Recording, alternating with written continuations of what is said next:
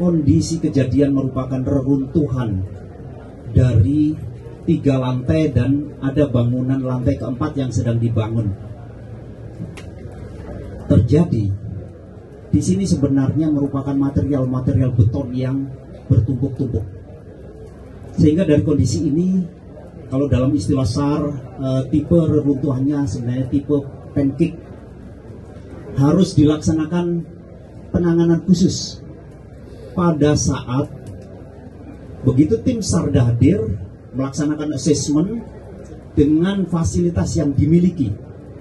Kita mendetek masih ada beberapa korban yang memungkinkan masih bisa kita selamatkan.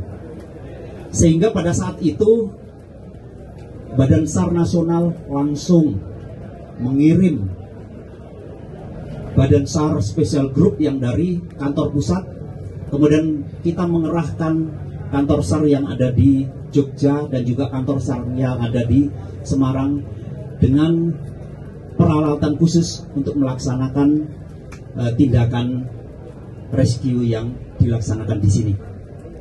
Jadi saya sampaikan bahwa pada saat ada korban yang memungkinkan masih bisa kita selamatkan, prinsip Basarnas atau visi dari Search and Rescue Internasional bahwa satu nyawa itu menjadi aset negara yang tidak bisa dihitung nilainya. Karena memungkinkan, apalagi di sini yang menjadi korban adalah anak-anak kita yang memungkinkan bisa membawa negeri ini mudah-mudahan bisa lebih baik.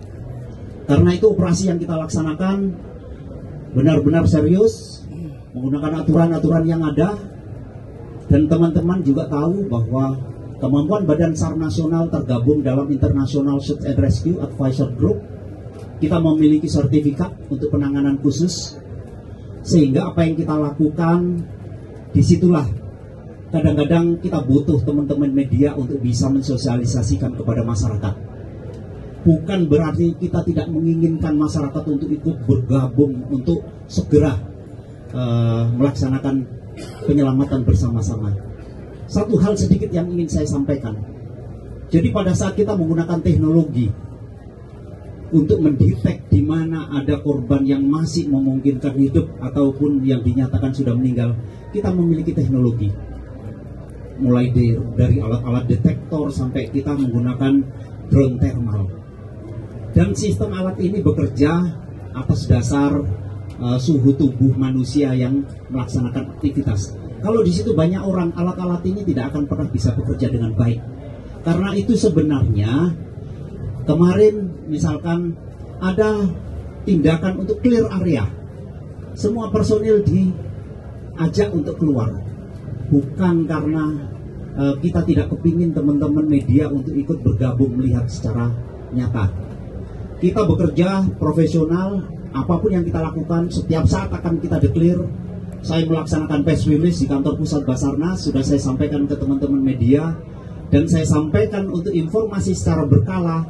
SMC yang ada di sini paling tidak 2 hari akan bisa berinteraksi kepada teman-teman dan juga masyarakat untuk menyampaikan informasi perkembangan operasi yang dilaksanakan. Jadi kita mengharapkan operasi ini bisa segera kita selesaikan. Saat ini kita mengejar golden time, karena dimungkinkan dari golden time inilah yang kita detek masih ada kehidupan ini, masih memungkinkan untuk bisa kita selamatkan dalam kondisi hidup. Sesuai teori memang 72 jam. Namun pada saat kita sudah bisa menyentuh korban, kita sudah bisa mensuplai minuman, vitamin, bahkan infus sudah bisa kita berikan, memungkinkan yang bersangkutan ini bisa bertahan lebih lama.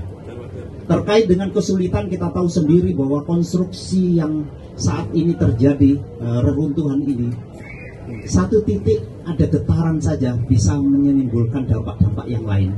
Sehingga kita akan melakukan alternatif tindakan. Saat ini untuk menyentuh ke titik korban, kita harus kita membuat gorong-gorong di bawah tanah. Dan kalau kita tahu konstruksi awal dari permukaan dasar dari bangunan ini merupakan timbunan-timbunan dari bangunan-bangunan lama. Sehingga pada saat kita membuat galian ini pun beresiko kiri kanan juga ada longsoran-longsoran kecil. Sehingga akses untuk bisa masuk hanya relatif di 60 cm. Karena ada di situ ada kolom-kolom beton-beton yang terjadi.